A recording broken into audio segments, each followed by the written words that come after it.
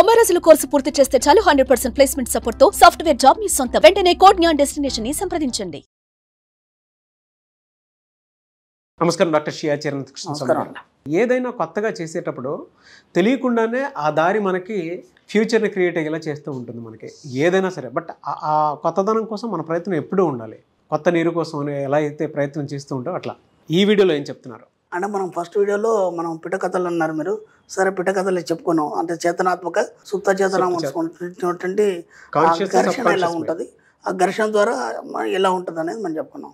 నెక్స్ట్కి వచ్చేసరికి ధనదాహం గురించి చెప్పుకున్నాం. ఆ పెద్ద తవ్వుతూ ఉంటే డబ్బు రావడము అదంతా చెప్పుకున్నాం.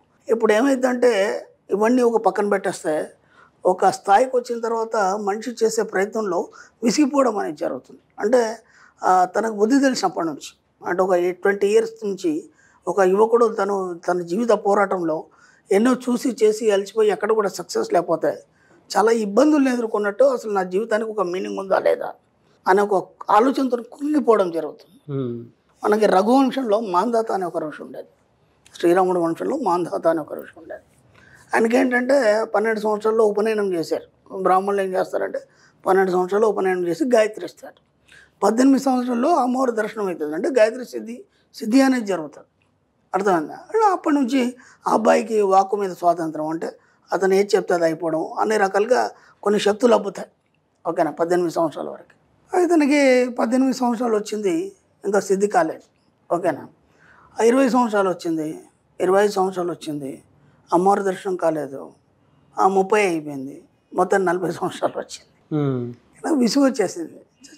ఇంకా ఏం ప్రయత్నం చేస్తాం మనము, ఇక ఇక్కడ ఉండి కూడా లాభం లేదు అని చెప్పేసి హిమాలయస్ వెళ్ళిపోయినాడు.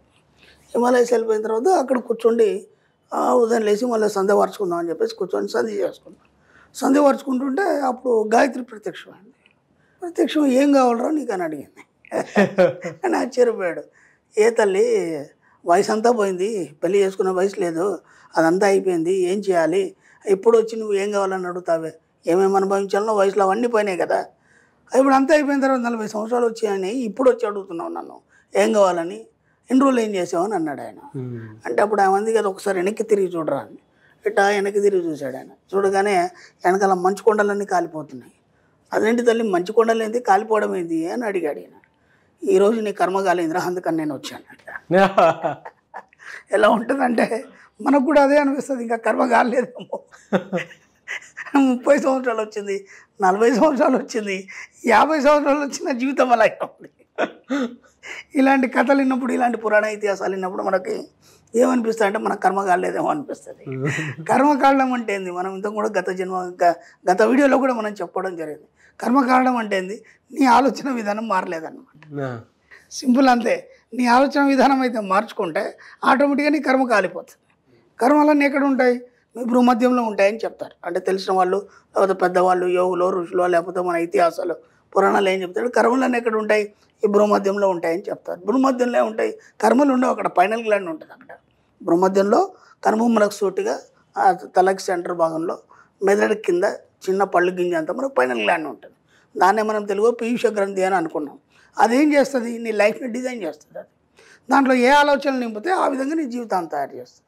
గత జన్మలో నువ్వు ఏనాడు డబ్బు గురించి ఆలోచించలేదు, ఏనాడు ఉన్నతత్వం గురించి ఆలోచించలేదు, ఏనాడు కూడా జీవితాన్ని కొత్తగా చూడలేదు. కాబట్టి వాటి యొక్క భావాలను తీసుకొని ఈ జీవితం అంతా అలాగే ఉంది. కాబట్టి ఇప్పుడు నీ కర్మలు కాలాలంటే ఏం చేయాలి, నువ్వు ఇక్కడ నుంచి పాజిటివ్ ఆలోచించడం అనేది మొదలు పెట్టాలి. సింపుల్ అంతే. నీ కర్మలన్నీ కాలిపోయినట్టే. కర్మలు అంటే ఇంకేం ఉండవు. అది దాని ముందు మైండ్లో వచ్చి అవన్నీ తీసేయండి. అర్థమైందా? మనకు అర్థం కావడానికి ఒక కథ రూపంలో మన వాళ్ళు చెప్తారు. కర్మలు అంటే ఏంది, గత జన్మలో నీ యొక్క ఆలోచనలు, భావాలు అవన్నీ కూడా నీ పైనల్ గ్లాండ్లో నిక్షిప్తమై ఉంటాయి. కాబట్టి ఆ ఆలోచనలను మార్చి నిరంతరం డబ్బు, సంపద లేదా ఉన్నతత్వం గురించి కానీ ఎప్పుడైతే ఆలోచిస్తావో ఆ విధంగానే మెల్లిగా నీ పైనల్ గ్లాండ్ నీ జీవితాన్ని తయారు చేసి నువ్వు ముందుకు పోవడం, దూసుకుపోవడం, అలాగే డబ్బు సంపత్తితో నిరంతరం తెలుతోగడం అనేది జరుగుతుంది. అదే కాబట్టి చాలా సింపుల్గా చెప్పారంటే కర్మ అంటే మనకి పురాణాల్లో సంబంధించినటువంటి వాటిల్లో అప్లికేషన్స్ కనుక చూస్తే సింపుల్గా చెప్పాలి అని అంటే ఏది చేస్తే దాన్ని అనుభవించాలి. గత జన్మలో లేదు పాపాలు చేసావు, అవన్నీ నీకు ఇప్పుడు తగులుకున్నాయి, అవన్నీ అట్లా చెప్తారు. అవి చెప్తారు. ఆలోచన నీ కర్మ అని చెప్పడానికి దీని ఏమంటారంటే పాపభీతి అంటారు. ఆ పాపభీతి వల్ల నువ్వు తప్పులు చేయకుంటుంటావు. ఇక్కడ మనకేం చెప్తున్నారంటే అది చేయకరా అని చెప్పాలంటే అది చేస్తే నువ్వు ఇలా అవుతుందని చెప్పడం వల్ల వాడు ఆ నెగిటివ్ వైపు వెళ్ళకుండా పాజిటివ్ చేస్తాడు. మనం చెప్తున్నది అదే, వాళ్ళు చెప్పింది అదే, కానీ మనకు అది అర్థం కాలేదు.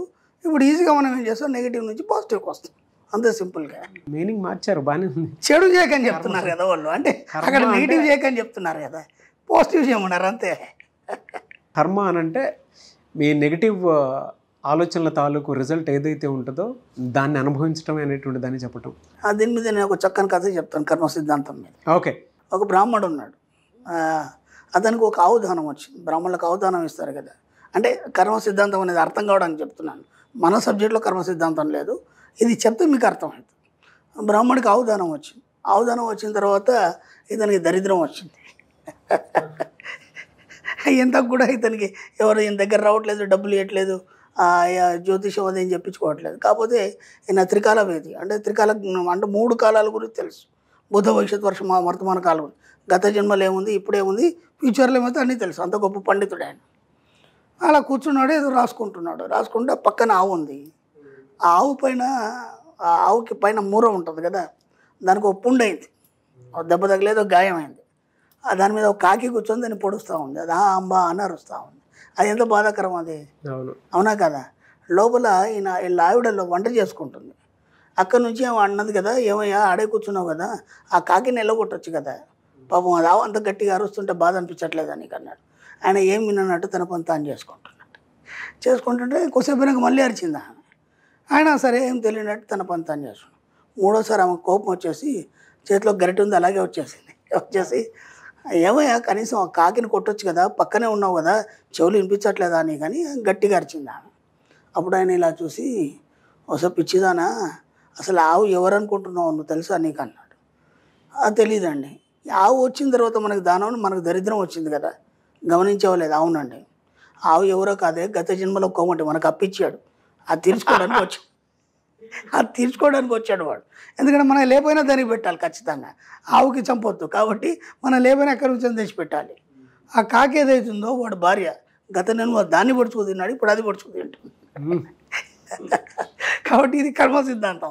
గత జన్మ లేదో పాపం చేసాము అది అప్పు తీర్చుకోవడానికి, అది ఇదంతా కర్మ సిద్ధాంతం. మన సబ్జెక్ట్లో కర్మ సిద్ధాంతం లేదు.